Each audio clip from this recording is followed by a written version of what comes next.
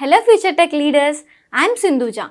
Based on my own experience, I know that learning the right skills can shape our future. What if I say learning was as thrilled as the tech world itself?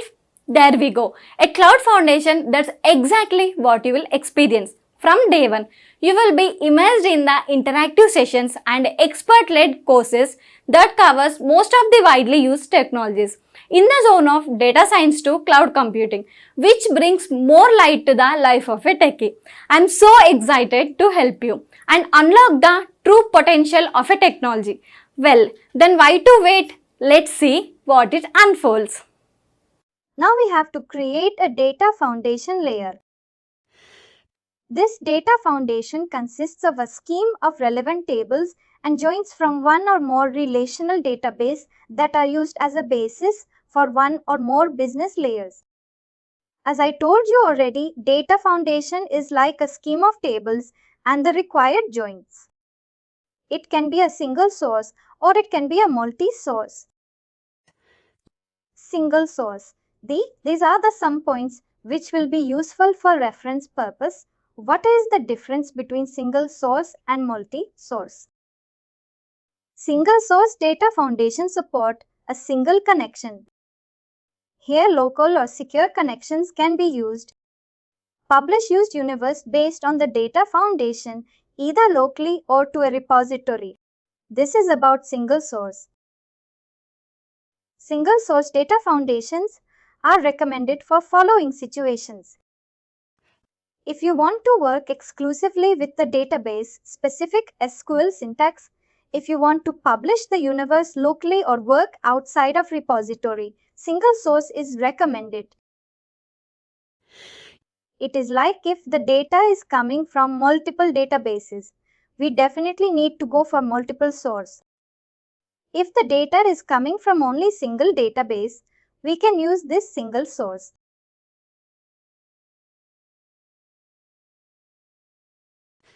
That is about single source here. Multi-source, it supports one or more connections, but it supports only secured connections.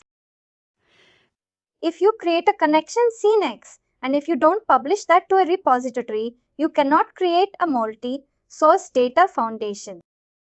Multi-source, it supports only secured connection. Universes based on this type of data foundation, they should be published to repository. We cannot keep those universes in our local. We should publish that to repository. It supports additional relational connections as PF NetWeaver, BW connection and ACI's connection. Multi-source enabled data foundations are required in the following situations. Why do we need multi-source data foundations? Means if you want to insert tables and joins from more than one relational data source, then we must go for multi-source. If we want to use SAP NetWeaver, BW or ACI's connections, we need multi-source. If we want to use SQL 9.2 standard syntax and SAP business objects SQL functions, then we need to go for multi-source. This is the difference between single source and multi-source. Sometimes people ask, like, what is the difference between single source connection and multi-source data foundation? This is a clear understanding here.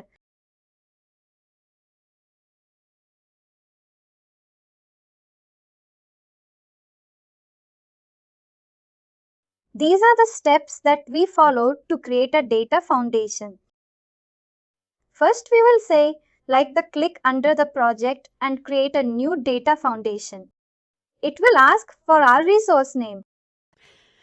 We will define connection name and connection description. What is the resource name that we want?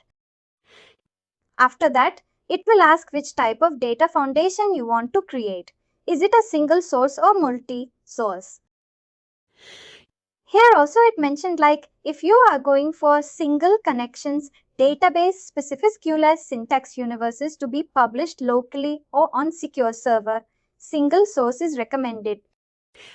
If you are going to create a data foundation on single and multiple connections, If you need additional relational connections like Zapier, NetWeaver BBU, and if your universe is to be published on secure server, then multi-source.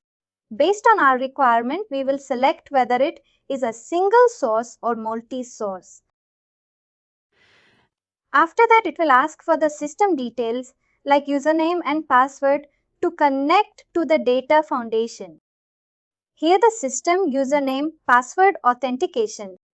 Authentication, we mostly use enterprise. There is also some other authentications like Windows A, TRSSP. Authentication will be there.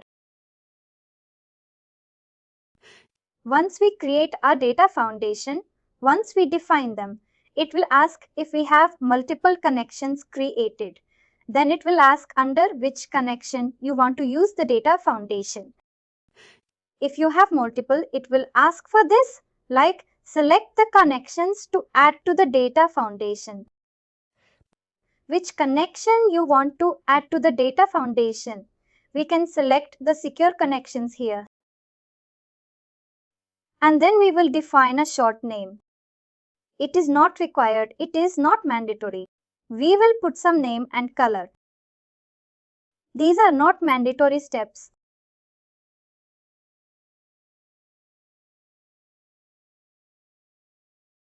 And then here comes the data foundation. Here it shows how we geographically represent the tables and joins. We will select the required tables and joins here. Here it will come like, if you see here in the universe also we will see options like connection. If you click on connection, it will go to the connections. What are all their data foundation? It will go to the data foundation layer. Aliasing context. It will come in the next slides. What is aliasing? What is context? Parameters and list of values which we have already covered. Like a list of values is like a file which stores the list of values to use for any object for filtering purpose. This is the properties. Here comes the data foundation. Look how it looks in IDT. Here's some country table. These are not visible properly, but these are required table names. And if you see, here each table is joined with other table with the line. Here we will mention on which basis it is getting joined. Mostly we will use the primary ID of each table, like here. Country ID and the same country ID should be matched here. That kind of joins will be there. In the data foundation, we will insert the tables and we will propose joins and we will set on which column we are joining and what type of join we are doing. Whether joins. Also, there are types of joins available like inner join, left join, join.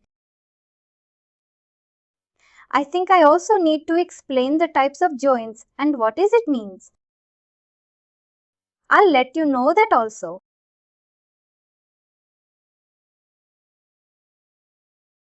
Connections. These are all options available in our data foundation. Insert menu will be there. If you click on insert, it will ask you want to insert a table or you want to insert a derived table. Derived table is like we will write some formulas to if we need some columns from like one column from one table and other column from other table. And if you need to combine those two columns to write some formula, then we will create our derived table there and we will use that derived table in our schema. Insert alias. Alias is like a duplicate of our table with the other name that it treats like different table, but the columns and everything will be the same. If you see here, create alias from existing table. Whatever it stores, whatever the columns, everything will be same, but with the different name. We will use it for our design purpose in some situations to avoid loops and context. We will create alias. And these are the things that we can insert in the data foundation table, derived table alias. We can insert a join that is joined between tables. Insert view. We can also insert a subset of master view, and we can insert comments also.